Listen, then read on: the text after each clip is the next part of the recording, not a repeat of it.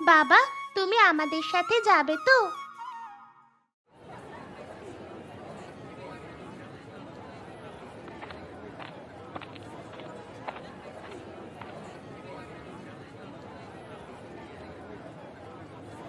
দেখ মিতা, ওখানে একজন ঠাকুমা কচু শাক বিক্রি করছে।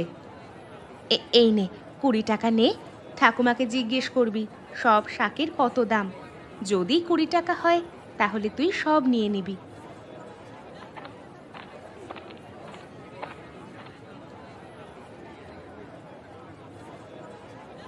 ঠাকুমা, তোমার কচু শাক সব কত দাম? তুই সব নিবি?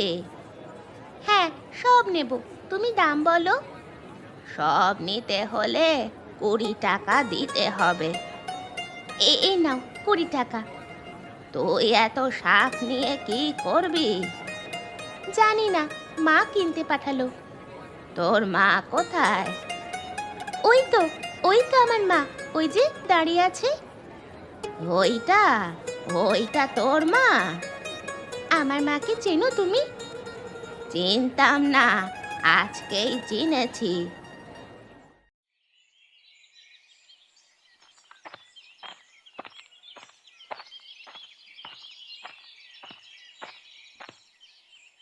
কি গো, মেয়ে কচু শাক নিয়ে কোথায় যাবে? ঠাকুমা, যেখানেই যাই এই কচু শাক দেখে আবার বলো না আমি তোমার পুকুর থেকে চুরি করেছি। আরে না না, কাল বিকেলে তোর মেয়ে এসে আমার কাছ থেকে 20 টাকা দিয়ে কিনেছে। যাই হোক, বুঝে গেছো। চলি ঠাকুমা।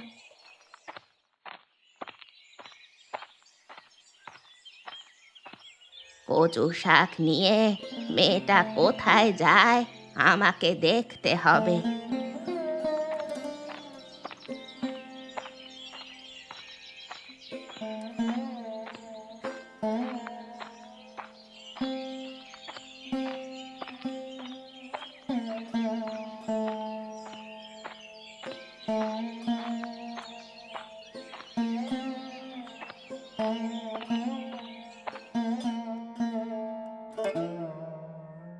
কিরে নয়ন, কি করছিস? এই যে রেশনের চালের এত কাঁকর, কাঁকর না বেছে রান্না করলে দাঁত একেবারে ভেঙে যাবে। এই নে কিছু কচু শাক, আজ রান্না করে খাবি।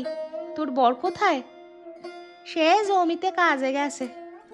আচ্ছা, চলি রে এখন, বাড়িতে অনেক কাজ আছে। রিনাদি, এগুলো কোথায় পেলে গো? অনেক দিন এই শীতে কচু শাক খাওয়া হয়নি।